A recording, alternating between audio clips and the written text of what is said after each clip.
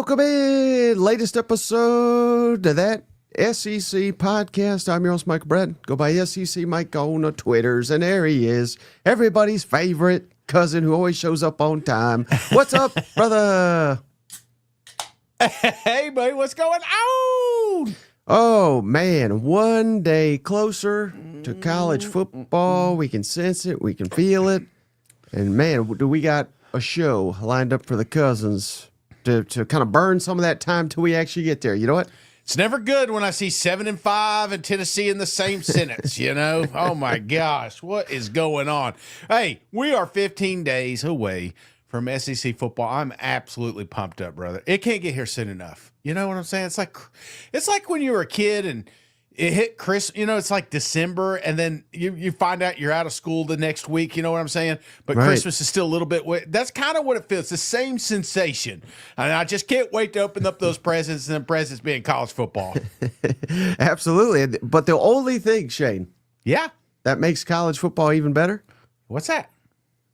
Wagering on it. So go on over to MyBookie, mybookie.ag. That's the website. Put in that promo code, Shane, SEC, when you put in your initial deposit, and they will match it 100% over at mybookie.ag, presenting sponsor all football season long. Go put you a mateer or two on your favorite team to win big this fall, Shane. You know what? Absolutely. But tear it up. I love it. I love it. And it is 100% deposit match. Remember, guys, do it now, because if you don't later in the season, they may switch it back to the 50%. So take advantage of it while you can. And when you get some of that earnings, Shane? Yeah. Head on over to Tennessee Legends, buy you a bottle of the good stuff. Come on now. That's how we'll be celebrating all football season, is by going over to Tennessee Legends Distillery. Yes. And getting some good, fine bourbon over there. You know what? Hey, and if you want to try it, you're not in the state of Tennessee, just go to your local package store. Tell them you need some Legend on the shelves, and I tell you what, you cannot go wrong. Born and raised, Sevierville, Tennessee. This is like drinking. Well, that sounds gross. No, I was about to go somewhere I shouldn't have been. This is awesome. Be sure to try it out. Make sure you get some sent to you. And if you are in Sevierville, this Friday, I'm going to be up there to the Paint and Sip, 7 o'clock at the Sevierville exit, or right off 407. So I'm looking forward to seeing folks up there. Hell yeah. Yeah. You don't have to paint. You just got to sip. But you know what you do got to do, Shane? What's that? We got to honor the legend. The legend is back. Legend, Cousin JR has done it again. Shout out JR, Shane. He just gifted a membership to Initiate 5497. Initiate. Welcome to the family. Courtesy of JR. The memberships in this podcast are brought to you in part by Cousin JR. And not to be outdone, Shane. There he is. The legend, Stephen Up. He has gifted a membership. Always showing up for them boys in Tuscaloosa. It's Stephen Up.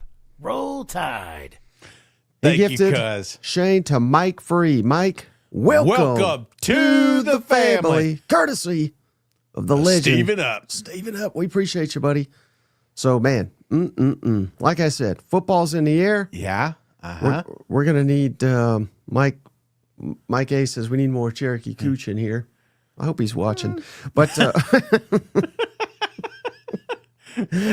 about Jeez Louise says Picasso Shane about to get shit-faced. Hell yeah, man. It's funny because we're doing it's like a couple thing. So like I'm painting her, she's painting me. Uh-oh. And I told him, I said, you better make sure they got enough blue paint because I'm coming. Well, Shane, let's get into the action. Okay. There's a lot to cover here, right? Yeah. And we got some updates on some quarterback competitions, Shane. So first, let's get, because I think this is the biggest one of them all, really. I think this is the one that could determine, how good Missouri is this year. And shout out to our buddy Gabe Diorman, Power Mizzou. I caught one of his shows today, Shane. Yeah. And this is what he said, word for word. I wrote it down. And again, this is straight from Gabe. Well, I don't know if there's anybody that does a better job covering the Missouri Tigers than old Gabe. He predicts Bo Pribula will be Missouri's starting quarterback. And now here's what he says, though, because I want to make this clear. This is word for word. This is not a guarantee. Eli Drinkwitz has not made the decision, but Gabe says, I would be surprised if Bo Prabula is not the starting quarterback when Mizzou plays Central Arkansas. So thoughts on that, Shane? Any surprise? Does that change anything? What's your thoughts? No, I don't think it changes anything, man.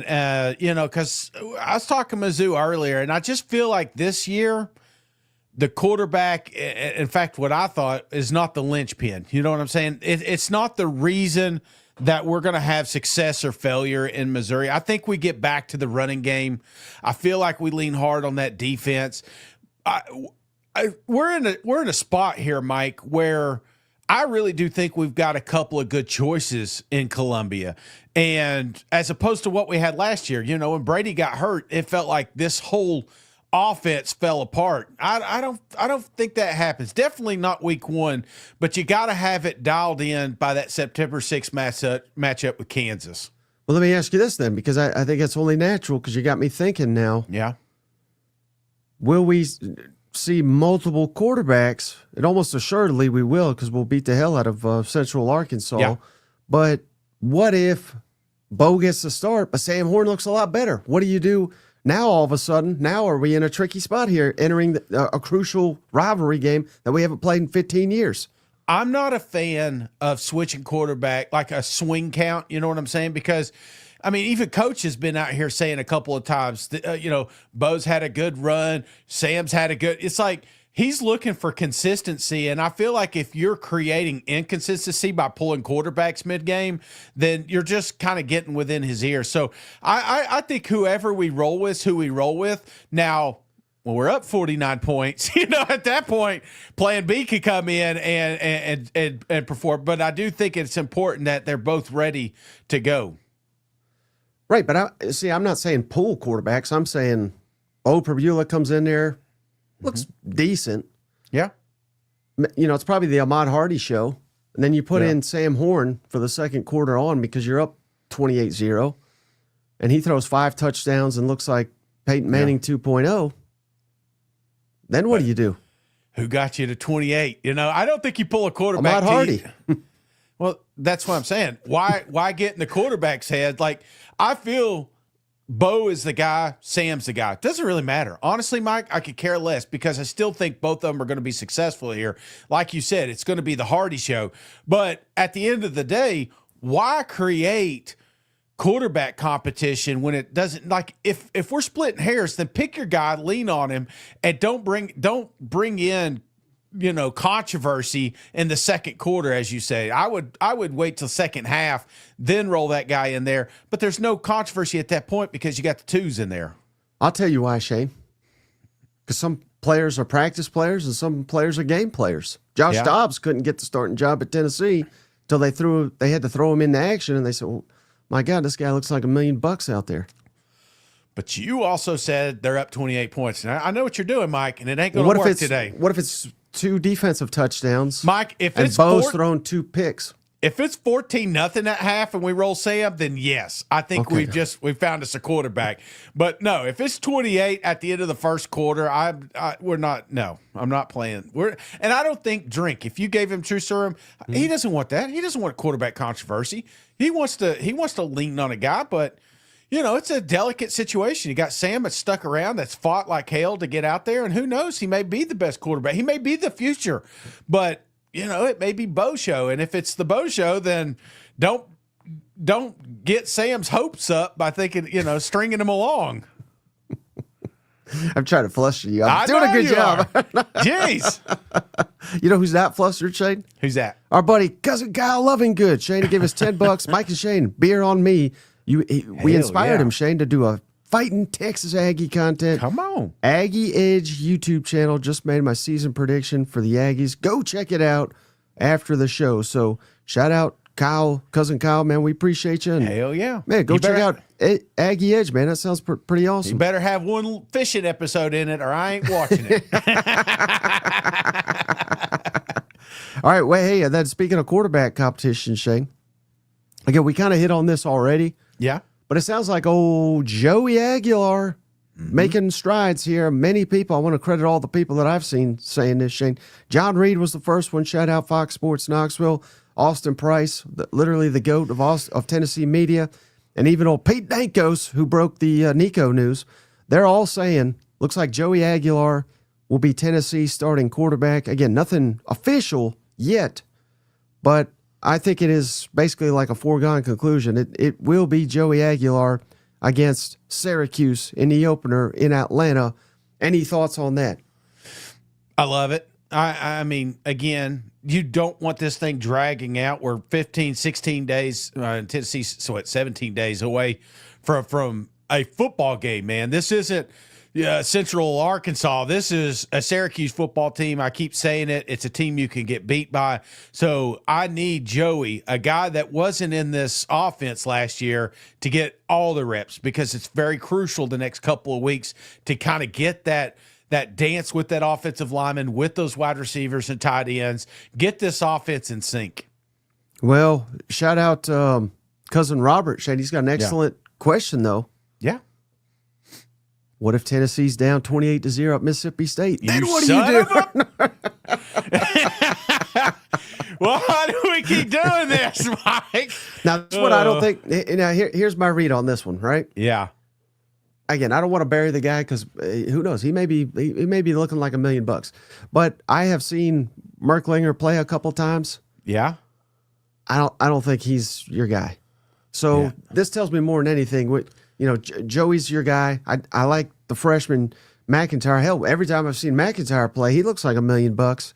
I think he's the future right now in that room. The leader going into next year will probably be George McIntyre to be your starting quarterback. But I think this is all about getting Joey Aguilar accustomed to the system and getting him geared up for that Georgia game. Because if he doesn't look like $1 million against Georgia, you got no shot. I think you need your quarterback to be a star player. You probably don't need him the vast majority of these games. Yeah. But Georgia, at Bama, maybe Oklahoma, and likely at Florida, quarterback's got to lead you. And I think they need to. I think they realize that, and they're going to stop fooling with the competition and just give them the ball. Biggest competitions, obviously, I think Tennessee and Missouri right now. And if let's just hypothetically say Joe Aguilar, he gets the nod, right? He goes out there, Syracuse. You go over, you're looking at Bo at Mizzou. He gets the week one nod. Which quarterback is most likely to finish the season at either one of those programs? Joey Aguilar, because Heupel doesn't really switch around like that. Yeah, but I mean, would you? Let's just go to Tennessee. I mean, I hate talking about Mississippi like that, but if you pull up Tennessee's schedule, let's just hypothetically say the wheels fall off early. We lose to Syracuse, we lose to Georgia, and let's say you lose to Georgia because of a couple Aguilar picks. Yes, this is the red flag. When Tennessee got them, everybody typed in the YouTube, every Vol fan, Joey Aguilar highlights or Joey Aguilar stats, and they said, whoa, 24 interceptions. But he's got a lot of yards, right? So the issue is interceptions.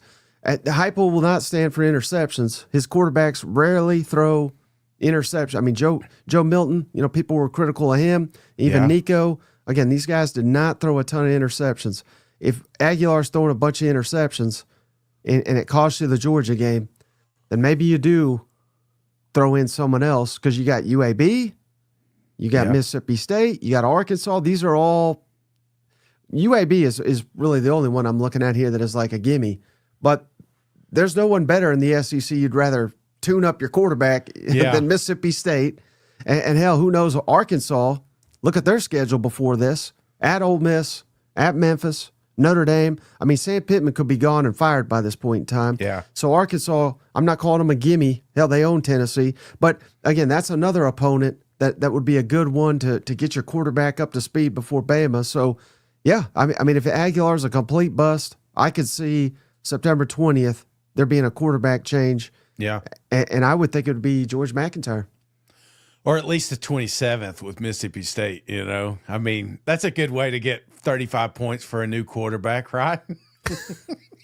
Hey, we're talking all bad about him. Cam, because of Cameron, Shane. Hail steak. Even though y'all don't like steak, I like y'all, and I like the Cuzzos. I give you a hard time just because the more we talk about it, the more worried I get. I'm like, why? When you talk about it so often, it's like, damn, should I? Now I'm kind of worried about Mississippi State, and I hate that. But yeah, we got a lot of good state fans in there. Well, for Cousin Cam, because he gave us a donation, Shane. What game are we talking about? And maybe it is that Tennessee game, but where's a game where, again, have we always been down on Mississippi State? Hell no. I mean, Right. literally my first year in the media was 2014. I said, Mississippi State's the team to bet on to win the SEC. They went number one. I've loved them ever since. But I can't, last year was a travesty, 2-10. They were dog shit. What game do they got to win to where we start to turn the narrative and say, you know what? Jeff Lebby, he is the man for the job. And we were just totally unfair given the program he inherited. It was always going to be year 2 before he started showing signs of life. What game will you have to see for you to start believing in the Jeff Lebby here? I for starters, non-conference, man. Even Arizona State, I feel like that would be the mass, like starting out 4-0, 3. I mean, ideally 4-0, 3-1 we can survive with, but I think it's important to get off to that hot start, kind of showcase this offense that Lebby wants to run, but you're going to have to surprise some teams. I feel like the easy answer here is Arkansas, picking them, but in September, October, I'm probably looking at, if there's one team I got my eye on, Mike, it's them Florida Gators. And I'm going to tell you why. Just because some people are high on them, some people aren't. Not this guy. I'm just telling you how I feel. LSU, Texas A&M. Then you've got Georgia, November 1st. You want to talk about an absolute sweet spot, even though it's in the swamp. And the one thing that I do like about Mississippi State is they can score points. Now, their defense may not be able to hold you, but I do wonder about teams like the Florida Gators. Like, what happens if we do not give the Florida – well, like if we give the Florida Gators a 3 and out, then all of a sudden, Mississippi State potentially scoring another touchdown. What happens then? So that's my only concern. And if I'm looking at a potential trap game for them Gators, I'm going with Mississippi State. You're firing Napier halfway through That's the game. season. That would be the game right there. Uh, They're going to win it all. Florida's going to go undefeated. You sure shit know it, don't you? After all this trash you've been talking, yeah. And hey, shout out Airdolph Wolf. He gave us $1 too, so we appreciate you, buddy. But all right, hey, speaking of quarterback competition, we already hit on this on the last episode. Yeah, I meant to play this, but I did not. I just thought this was kind of cool. I'm liking this Ryan Grubb, Shane, Alabama offensive coordinator, and I think Alabama's offense a big reason why I'm buying in this year, Shane, is because we got Ryan Grubb back, Kalen DeBoer and Ryan Grubb. It's like peanut butter and chocolate. You know what I mean? It's just like heaven over here. So, and while DeBoring is very DeBoring, Ryan Grubb is very entertaining. Why did Alabama make this decision, and why did Ty Simpson win the job? Let's kick it over to old Ryan Grubb. I didn't know about the opening statement. Hey, guys, Ty Simpson's our starter. How's that? Pretty good? Okay, let it ride. What do we got? Why is Ty Simpson your starter? There we go. Good follow-up. Ty did a really nice job of taking care of the football. I think number one, I think Ty is an incredible playmaker on the move, and I think from there, guys like that, you worry, are they going to be able to train themselves to be able to take care of the football? And I just even the room in general, Ty led that charge, but Ty didn't throw any picks last week. He's thrown 1 all camp.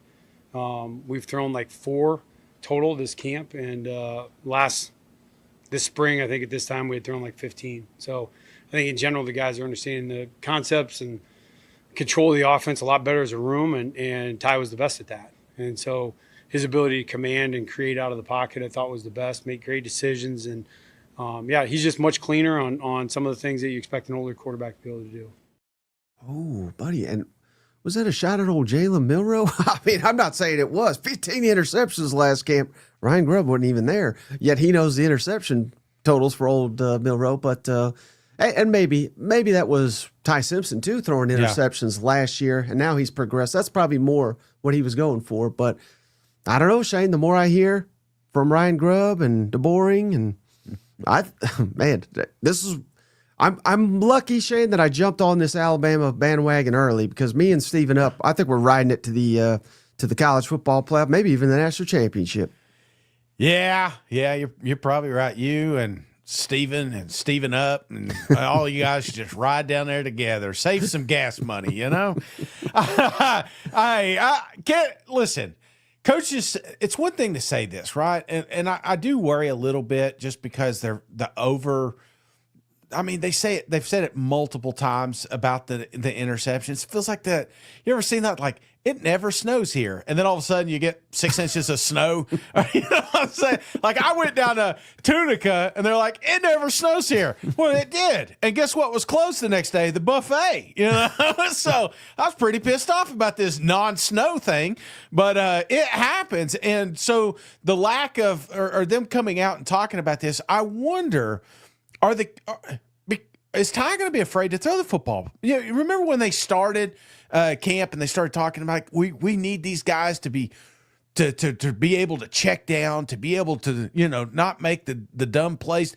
Right. I wonder, is there a little bit of that going on? Like, they're almost afraid to throw down the field, which we've seen some teams do in the past and not be successful. So let me ask you this, as we got the schedule up here. Yeah. How many of these games, because you got me thinking, how many of them are going to be shootout type games? And keep in mind, Alabama's got a really good defense. Yeah. On paper, of course. But, you could easily say Georgia at Georgia. But how much faith do we have in Gunnar Stockton? Again, I'm not saying Gunnar's going to be bad, but is he going to light up the scoreboard against one of the best defenses in the SEC? I think that remains to be seen. I don't think we think Vanderbilt's going to lie as good as they. Well, you hate Vanderbilt, but as good as I think Vanderbilt is, it's not in their DNA to run up the score. Missouri, I mean, hell, we don't even know who the starting quarterback is. Tennessee, same thing. Maybe at South Carolina, maybe LSU, but that one's in Tuscaloosa, and maybe I really don't buy this one, but I know Shane does. Auburn on the road if Jackson Arnold, and it's less doubting Jackson Arnold, it's more doubting Hugh Freeze.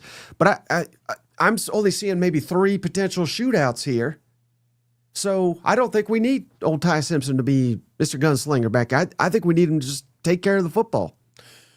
Yeah, you're probably right, Mike. At the end of the day, you usually are. But you never know. I mean, Georgia has one of the most loaded wide receiver rooms in the country. You better damn believe they're going to want to flex that muscle.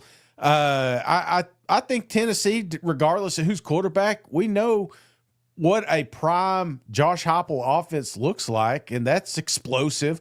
LSU, like you said, who knows? I mean, if John Mateer and Dion get to going, Oklahoma could be excited.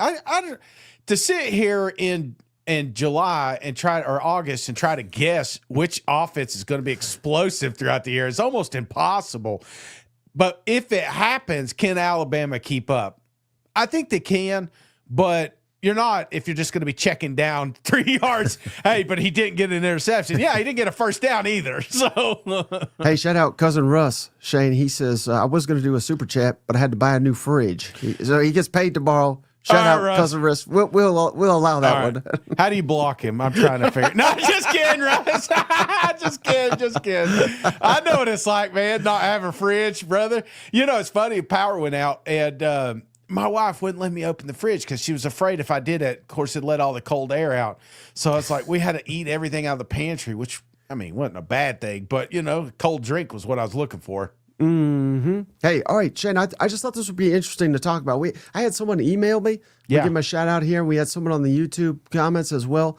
Multiple people hit me up with the same kind of question here, Shane, about Georgia's offensive line. So I want to shout out Cousin Dylan. He wrote me an email. He said, Georgia's offensive line has very, very slowly gotten worse every single year since Sam Pittman left for Arkansas. And then shout out Tank J on YouTube. He says, well, remember I was kind of questioning Georgia on the last episode. He said, well, the offensive line was injured all last year. That's why they didn't look good against Ole Miss and Notre Dame. Georgia only had 3 games with the same offensive line. And, yeah, remember, Shane, they were 15th in the SEC in rushing, but they had 3 offensive linemen, Tate Ratledge, Jared Wilson, and Dylan Fairchild, drafted in the first 3 rounds last year. And then they had Xavier Truss. He didn't get drafted, but he's already signed with the Denver Broncos. So they had 4 NFL offensive linemen. So I don't know if it's a mix of injuries. I don't know if it's a Sam Pittman. And don't forget Matt Luke either. Yeah. Matt Luke is a very good coach. He's at Clemson now. And all of a sudden, Clemson's offensive line is not horrible anymore. And I credit that to Matt Luke. But what do you think is more the case? So I've given you a lot of information, but they lost talent. They were banged up. But some people are questioning whether this can still be an elite offensive line without Sam Pittman guys, who some of those guys I just referenced were Sam Pittman recruits. They finally kind of filtered out. What is your feeling on Georgia's offensive line going into what could be a critical year? Because you said it, we're all hearing it. They got awesome weapons. But Gunner, is he the guy? It doesn't really matter if you don't have a good offensive line. Right. No, absolutely. I guess the test for me, Mike, is the running game. Yeah. And at the end of the day, what's the one thing that has suffered the most down there in Athens? I mean, this used to be the infamous RBU. There was no doubt in my mind. John Gruden got out there and he just rattled off 10, 15 running backs that have had major success down there. And where did it go? I think the running backs have still been there. They just haven't had the holes. They haven't had the opportunity. So I'm kind of with you here, man. It's one of the biggest surprises, because you would think all these recruiting classes that Kirby Smart's put together, that there would be some elite offensive line, and there has been some highly touted ones go down there. But at the end of the day, we're not talking about the Georgia line being the damn meat eaters like they should be. So, right. Yeah, I kind of surprises me, but all it takes is one good recruiting class, and they may have them down there. My biggest concern, though, is when we talk to the Georgia guys like the Manziels and everything down there at media days, I didn't get the warm fuzzies that the offensive line is going to be elite this season. Right, and we all know, Shane, with Kirby as your coach, it's maybe not fair, especially when you go 40-plus years without a national title, but then you go back-to-back. Mm-hmm. The expectation is really championship or bust, and I'm talking national championship. Because, hell, I don't see too many dogs, waving the flag. I mean, they're proud that they won the SEC, but they would have traded that for a natty, as anyone would. But if the offensive line, and again, I don't think they're going to be like this huge liability or anything, but if the offensive line is not better, I don't think there's a shot Georgia wins a national championship. With Tennessee, Tennessee's the best part of their team is the defensive line. Alabama's defensive line should be very good. Guy, you listen to Auburn people, they got the best defensive line in the universe. Florida's defensive line is good. Texas spending $1 billion in the portal on defensive line. I mean, they're facing some very tough competition. That's even before they get to the playoff. Can Georgia win it all, Shane, if their offensive line is not better? No, because Mike, just turn on the Notre Dame game, right? I mean, that surprised the shit out of me is how much chaos that front made. I mean, Gunner was running for his damn life. So, no, that offensive line has got to. The coaching has got to get better. I don't know, man. It seems like a couple of years ago, when they had that 7-foot tight end down there, it just felt like that offensive line was impenetrable, It felt like that these guys are just going to put their knuckles in the dirt, and they were just going to, what does Kirby always say? Break their wheel? That's kind of, that's what they were doing, and then all of a sudden, that stopped. So, I don't know, man. They got to get back to it. Maybe they got the pieces, but they do have the players around them. They do have the defense. I feel like when this offense doesn't have to, win the football game by throwing. The offensive line really love that. They love running the football, and it seems like we've kind of gotten away from it. I just would like to get them back to the running. Hey, shout out to Vol Tiger Shane. He says, hate to be Kirby. Which 5-star do I start? Bless his heart, Oh, and check this out, Shane. So Kyle, he gave us a donation. He says, Cousin Kyle, I'm at the hospital waiting for a new addition to the family. Number 3 should be here soon. That's Dang, dedication. Congrats, on. cousin. He's having a child and he's watching the show. I'm sure his wife's not upset at all. I'm just giving you a hard time. That's but then awesome. they make you sit in one of those chair beds, which is very uncomfortable. I mean, nobody talks about that, what the man has to go through. Right.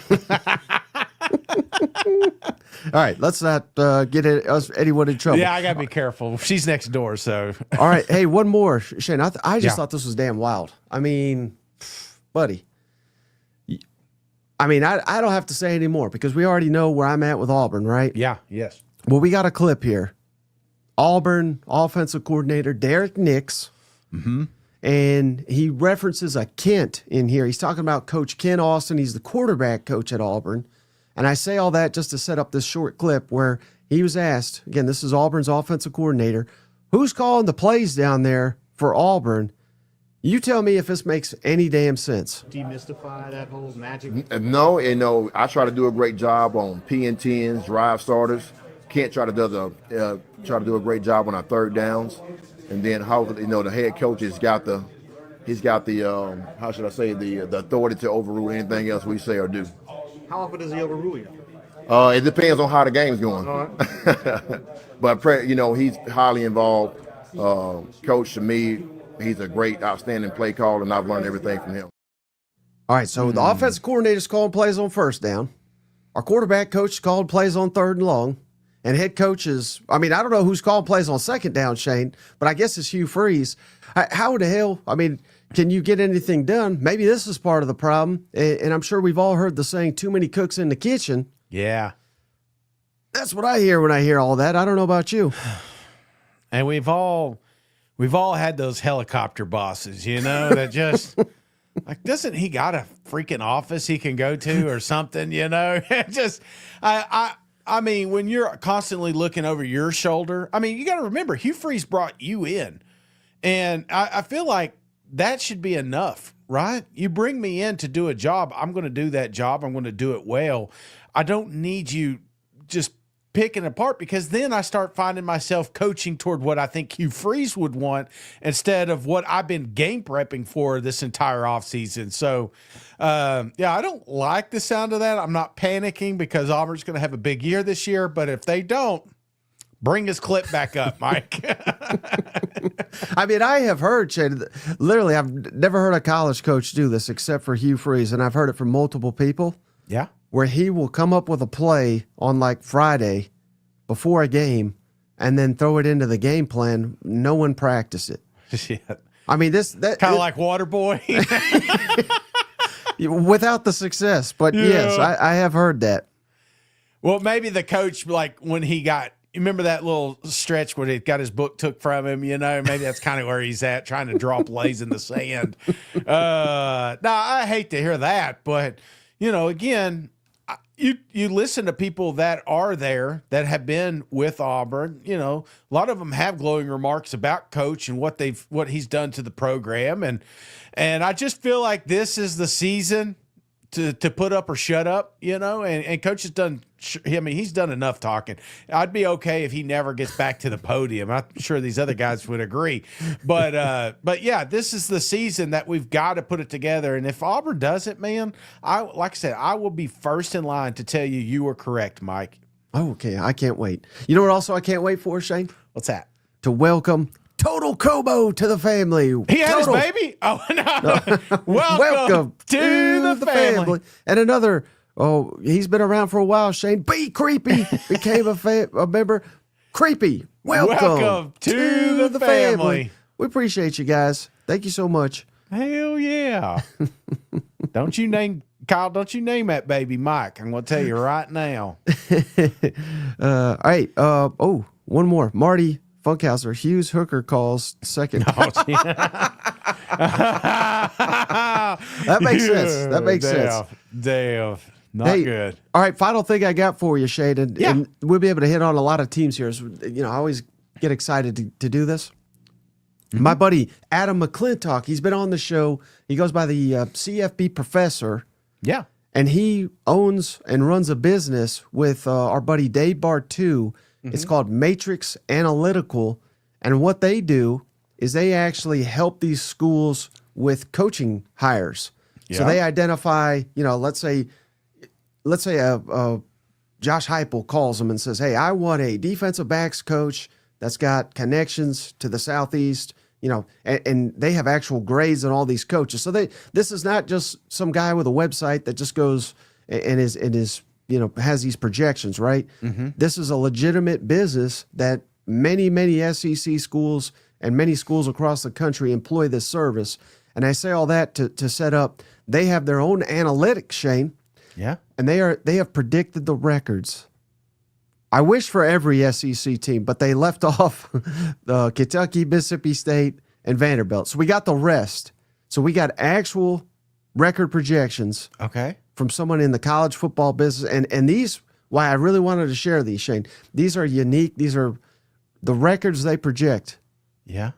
You've not heard anything like this. So I love this. And just last thing I'll say, he says they use returning production, the talent on the roster, home field advantage, and their coach efficiency grades to come up with these records. Does that all make sense? Yeah, I'm sure it will when you throw it out here. Okay, so You we're- ever seen that meme where that guy's just looking at all them wires? That's how I feel right now. all right, so we're going to go down in order. Yeah. They have Arkansas as the number 33 team in the country. Uh-huh. And then they say the most likely record. Keep in mind, 33 in the country. You're like, that's pretty damn high, right? Yeah. That's higher than the AP poll. It's higher than the coaches poll for Arkansas. But the most likely record for Arkansas, 4-8. Ooh. And that really, when you think about it, that's not that unrealistic given, the schedule they face, to where they're probably winning 3 non-conference games, probably not getting Notre Dame, but beating Mississippi State in the conference. So again, I'm not guaranteeing that these are the records, but this is one of the first 4-8s I've seen for Arkansas. Damn. That would be tough. It doesn't tell you which ones, right? Well, I just told you the 4. So it'll be Oh. all the non-conference except for Notre Dame and Mississippi State.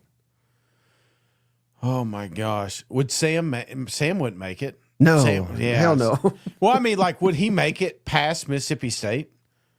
I wouldn't even make it to the Mississippi. I mean, because if you're thinking about it, they're at this case 1, 2, 3, and 3 and 5 coming into Mississippi State. Oof. 4. Nah, man, that'd be tough. Tough one, man. that would, right? Somebody's got to lose. That's the crazy part. You wish the best for all programs, but somebody's coming out big time loser, and it could be Arkansas. Right. So, all right. So they have Arkansas 33, right? Yeah. That's the lowest ranked team they have in the SEC, aside from Vanderbilt, Mississippi State, and Kentucky. Yeah. Next, Florida, Shane, number 23 in the country. I want you to guess. Now that you know where they're at with Arkansas, where do you think Matrix Analytical says the most likely record for Florida is? And I'll give you a hint. It's closer to where Cousin Shane says than where I say. 5 and 7. You nailed it. 5-7 for the Florida Gators. So, speaking of, maybe they're just trying to get everybody fired so they can use their coaching abilities on all these programs. But yeah, I have not seen a single person, maybe other than Cousin Shane, predict 5-7 for the Florida Gators. That would obviously not end well, and I think we'd end with a new coach here in Gainesville, don't you? Well, one thing's for sure, Billy ain't buying this program. I actually, Shane, I think he is one of the ones that uses them. Oh no! So he knows what's coming. That's why he's bracing us with all this injury talk. Ooh. Oh damn! But man. does that give you extra confidence in your Yeah. view of Florida? I told you, man. I've been trying to tell you, get on my bookie promo code. This is the time to do it because the Florida Gators will be lucky to go bowling this season. Man. All right, number 22 in the country, Shane. Yes. South Carolina. So that's lower than both polls, Yes. but I don't think that's totally unrealistic given the losses they had. Most likely record for the South Carolina Gamecocks, Shane. Yeah. What do you think it is? 7-5. You flip them 5 and 7 for the Damn. Gamecocks too. So again, they're just basing it on talent, coaching, where the games are played, and returning production. So man, that would be a hugely disappointing season for the South Carolina Gamecocks. But again, I've not seen anybody saying 5 and 7 except for Cousin Shane says, you know what, old Shane Beamer, he'll have a good year and he has a bad year, and he has a good year and he has a bad year. So who knows? Maybe they're in line for one of those bad years. I just because I know Beamer's listening. This isn't mine, but as he's putting on that little glass wall of his right now. You know, yeah. Some computer program's about to get their ass handed to them at the end of the season if they win more than 4 games. Ooh, man, could you imagine though, number 22 in the country No, going 5 and 7? But if you look at it, Shane, that's not possible. Well, I think it is possible because we haven't mentioned Missouri. They're above them. We haven't mentioned LSU. They're above them. And both those are on the road. We haven't mentioned Ole Miss. That's on the road. A&M on the road. Clemson, Alabama. They're not going to be favored in either one of those. Well, maybe Clemson, but not Alabama. So it would just be, you're flipping the Oklahoma game to get you to 6 and 6. I think it. I'm not predicting 5 and 7, but Yeah. I'm I'm saying it very well could happen. That seems like a worst case scenario for me. That feels like Lenoris got banged up or something. I get where you're coming from. I get where this.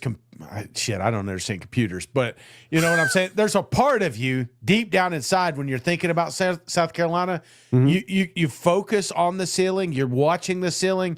But you know where the floor's at too, and you do wonder, like, what is worst case scenario for South Carolina? Even though I still think that's a little too low. Yeah, well, I agree, but I just found it interesting. What if I told you finished in the top 25? Huh? You'd be all excited. Then I told you how many games you lose. All right, number 18, Shane, Texas A&M. What do you think the most likely record is for the Aggies? And this is not a trick question. 8-4. 8-4. You nailed it, buddy. So, oh man, again, top 20 in the country, 8-4.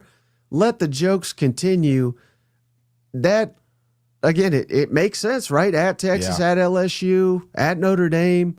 I would assume those are 3 losses, and then maybe one of Auburn, which we haven't hit on yet. Mizzou, South Carolina, Florida.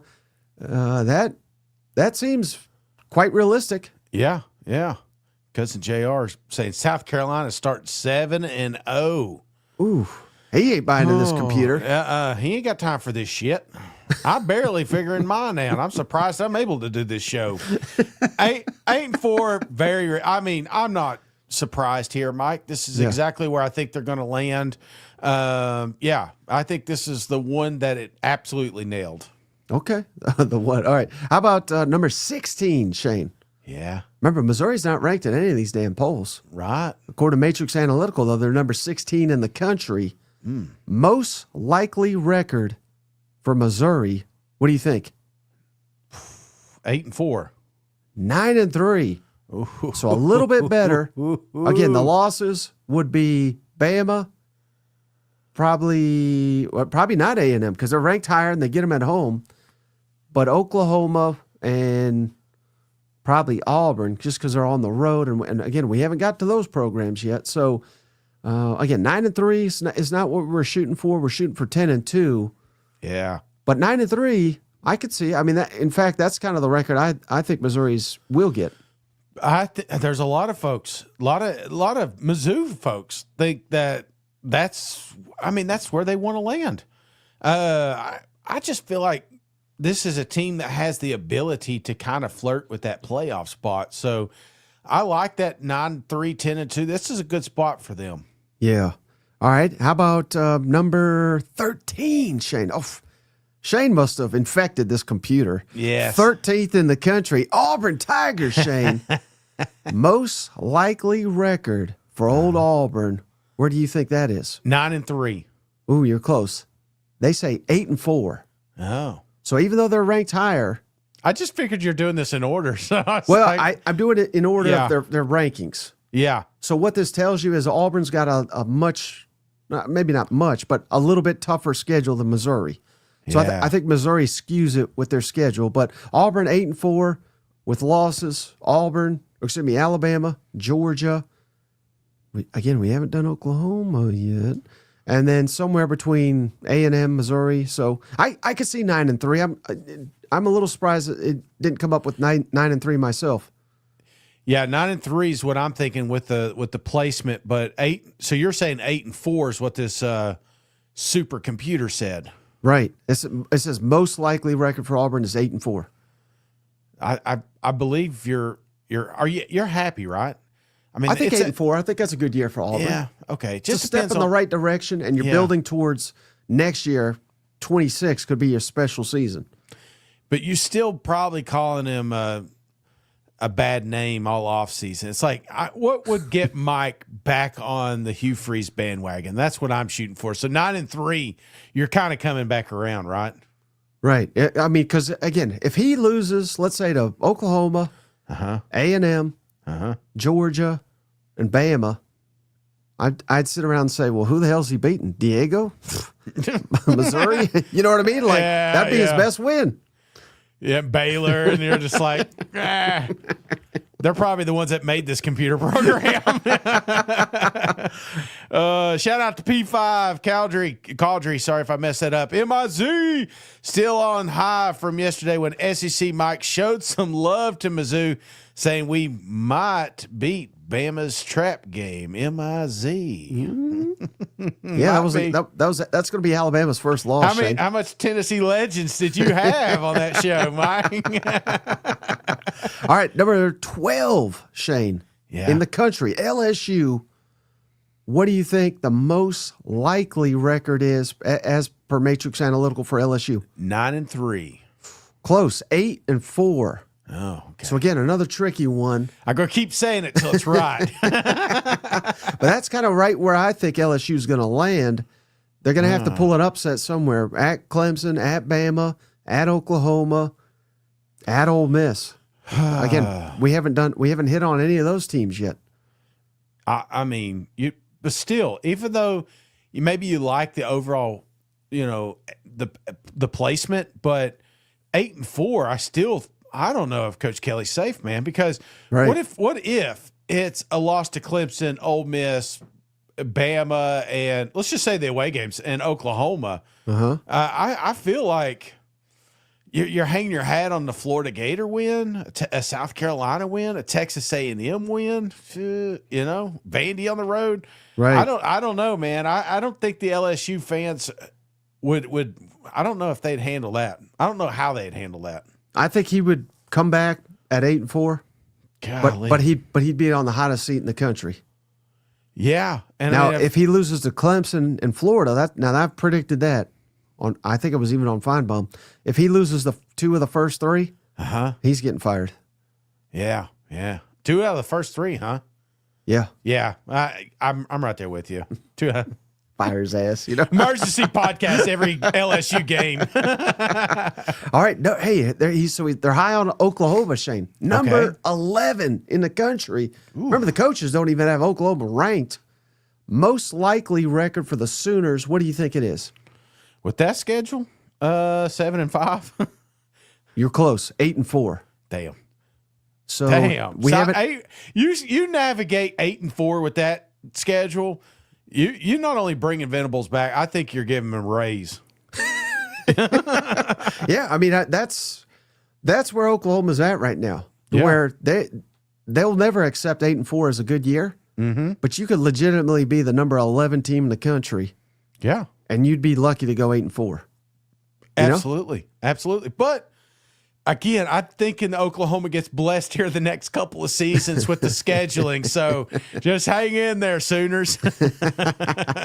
All right. Hey, you'll love it. All of a sudden, Shane, you're going to love this damn computer. Oh, I already am because we're just now Tennessee. getting to Tennessee. Come on. Number 9 in the country, according to Matrix Analytical. Yeah. Most likely record for the Vols, Shane. 10-2. You nailed it. 10-2. They only Yeah. have 2 losses, Georgia and at Bama. The rest are wins, most likely, according to Matrix Analytical. Tennessee would be right back in the playoff, wouldn't they? We need to have these guys on again, Mike. We need to have them on. Back to the playoffs yet again. I would absolutely. I mean, this would be awesome. Keep it rolling, son. Liquid says the Matrix is hacked. This is an insane list. Shit. Oh man. How likely, though, in all honesty, do you think 10-2 is for Tennessee as of today? How likely? I would say 70%. 70% likely. 70%. Oh yeah, yeah. I love this, Mike. I obviously I'm a big Orange homer, but this schedule. Oh yeah, I forgot. You think Florida sucks, so that's not much of a challenge. Yeah, you might be right then. Yeah, Vanderbilt. What's that? You know. What about, does Oklahoma concern you at all? Yes. Yeah, I would say probably if I was like picking, it'd be Georgia, Alabama, then Oklahoma, then Florida. Hell, I don't know if Oklahoma's going to have any guys available though by this time. You know, given this damn gauntlet that they're facing. Yeah, got a point there, but I feel like they get up for that game. You know what I'm saying? Because they're gonna be drinking some Tennessee Legend Distillery, which just gifted 5 memberships. So let's give those cousins a shout out here, Mike. We've got Tesla Talk, Gray on Fisher. It's your B, Jeff P, and Growth Mindset. You have all been gifted a cousin. I don't know how you say that, Mike. A membership. Yeah, thank you. Sorry, I've been drinking. I'll let you take over from here. Welcome to the family. We appreciate you, Tennessee Legends. But what about the I'm surprised you didn't mention this, Shane. Yeah. Do those pistols not scare you down there November 15th? If I was thinking if it's like a fight, it'd be the Dragon First of UAB. The New Mexico cowboy there. What is that, Rodriguez? You remember he did that ad? And then I would probably say, I don't know, an elephant. I think an elephant would be pretty damn scary if it was chasing you. Hey, shout out Shiny. He says, Cousin Shane's going to be real upset when Aguilar throws another 15 picks. Oh, you misspelled touchdowns.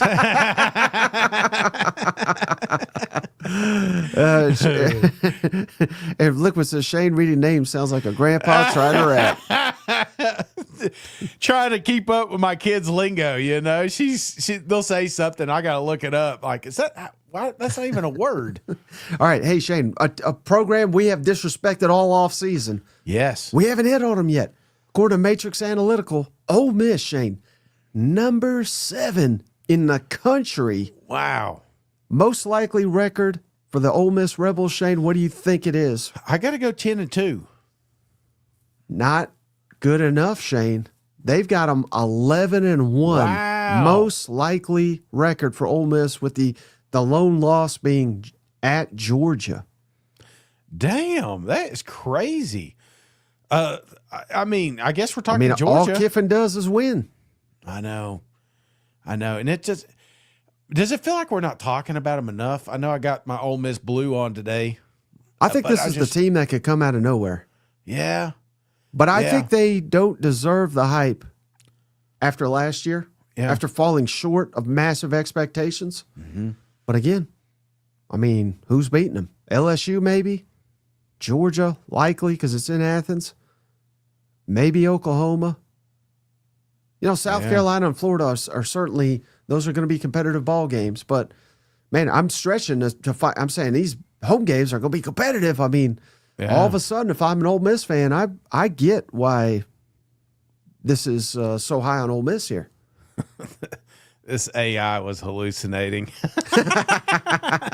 I do wonder, I mean, if that happens, how funny. I don't want to say funny, not for Ole Miss, but they go to an SEC championship, maybe lose that one, and then they drop the first college football playoff or something by I don't know. Or man. they don't even make the playoff because they get beaten so bad in the SEC championship a year after Kiffin says, hey, we don't want to play in the SEC exactly. That would be Sankey getting them back. You know what? I feel like there are a couple of coaches that are flirting with elite status, and Lane Kiffin's one of them, right? I mean, you cannot deny what this guy has done, even though I'm not a huge fan, obviously, for what he did to Tennessee. But this is a guy that has paid his dues. Look, he after that USC, he spends time down there in Florida. He doesn't just do one and done. He could have left after 11 wins and went somewhere. Right. He sticks around. He gets with Bama. I just feel like, man, this is a coach that has earned his stripes, and now he's putting Ole Miss on the board, 10 wins every single year. They're flirting with playoffs. They make it. They start making that now that they're winning some of these big games. Brother, I think you've got yourselves an elite quarterback or coach down there. Could have been a dynasty on Rocky Top. That's why you don't like him. I know. That fat bastard Cody. He hasn't jumped. He hasn't jumped that high since that day. Guarantee it. All right, hey, this is the lowest I've seen Texas, Shane. Yeah. Number 4 in the country, according to Matrix Analytical. Most likely record for the Longhorns. What do you think? 11-1. No, because you got to remember, we haven't done Georgia. And we're not going to talk Ohio State, but all these damn computers love Ohio State. 10-2. So 10-2 is the most likely record for Texas, which again, that'll get you in the playoff. That's all you really care about. And if Ohio State or Georgia was a home game, we'd be saying 11-1, 12-0, you know. So again, this is not talking bad about Texas, but I think that makes sense on paper, doesn't it? The only thing that doesn't is comparing the two. So when I'm saying that, say Texas goes, what'd you say, 10-2? Yes. And then you look at Ole Miss over here, they go 11-1.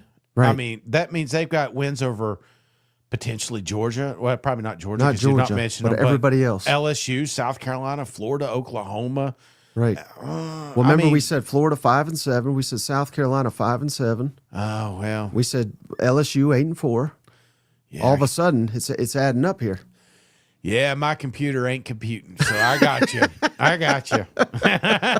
Well, speaking of them dogs, Shane, they'll be happy with this 12-0. 12-0. Number 2, Georgia, most likely record. What do you think? 12-0. 11-1. Shit. That just did that to piss me off. Who did they lose to? Number 1, Shane, Alabama. According to Matrix Analytical, most likely record 12-0. Buddy, they're buying the Ty Simpson, Kalen DeBoring hype. Again, I just, this kind of blew my doors off, Shane, because remember, I'm the one saying Bama's going to win the SEC. People call me a crackpot over here, and now all I found is the one computer formula in the nation that's got Alabama number 1 in the country going 12-0. And I'm not sitting here telling you Alabama's going 12-0, but to me that's fascinating. Yeah. I think it's fascinating. Somebody called you a crackpot. Is that what you called it? I don't think I've ever been called a crackpot. But you never been, well, yeah, it's half of Fine Bob's audience have called me that a time or two. That's a fine bomb comment, I guess. Yeah, that makes more sense. But no, does it blow your mind? No, I really do think Alabama's going to have a great football team, but 12-0, I don't know if there's any undefeated teams in this conference at the end of the year. I'm just being real with you. What if I could guarantee you they beat Georgia? What's the record for Alabama? I mean, who's beating them?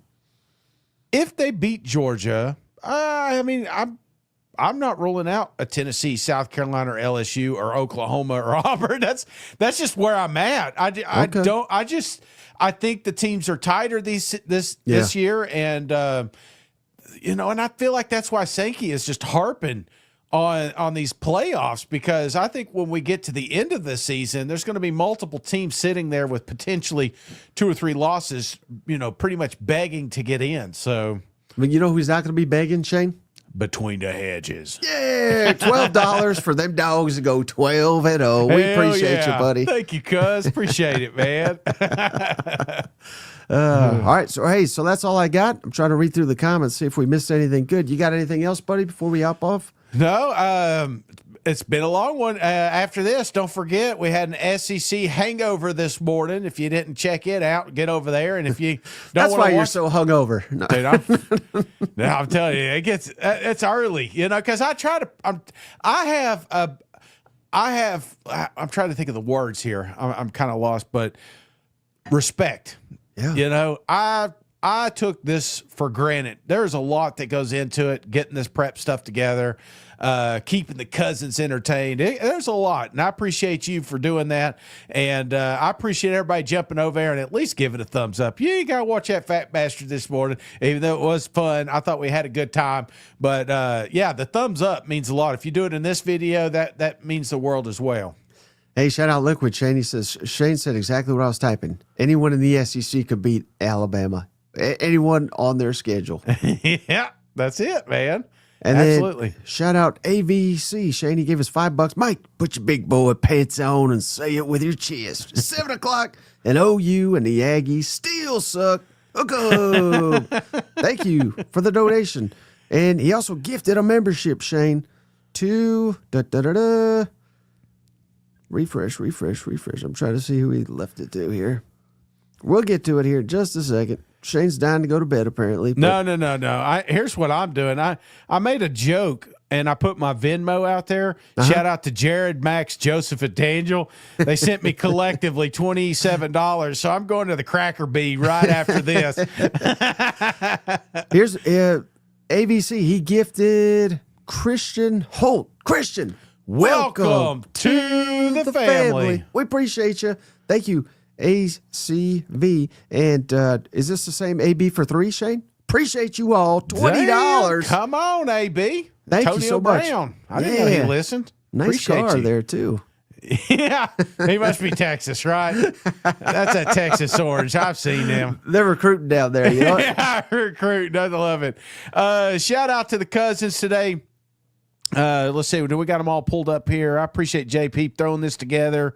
Today's shout out goes to cousin JR, Steven Up, Kyle Loving Good, Arter Wolf, Cameron Williams, Marty Funkhauser, P5, Tennessee Legend Distillery, ACV, and Between the Hedges.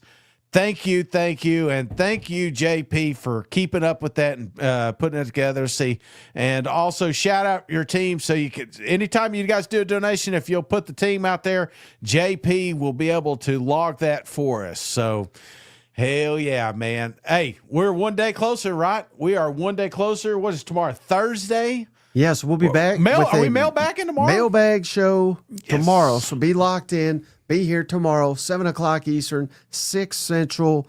We appreciate each and every one of you. And it's going to be the last show for a while for Shane. He's going on vacation. So if you want some cousin Shane, you better show your ass up tomorrow. That's all we got on this episode. Yeah, if you're curious where the hurricane's coming, it's where I'm heading, right? So... All right, buddy. That's going to do it for this episode. We'll catch you on the next one. All right, see you guys. Go Vols. Hey, buddy, this beer's for you, Mike, and Cousin Shane.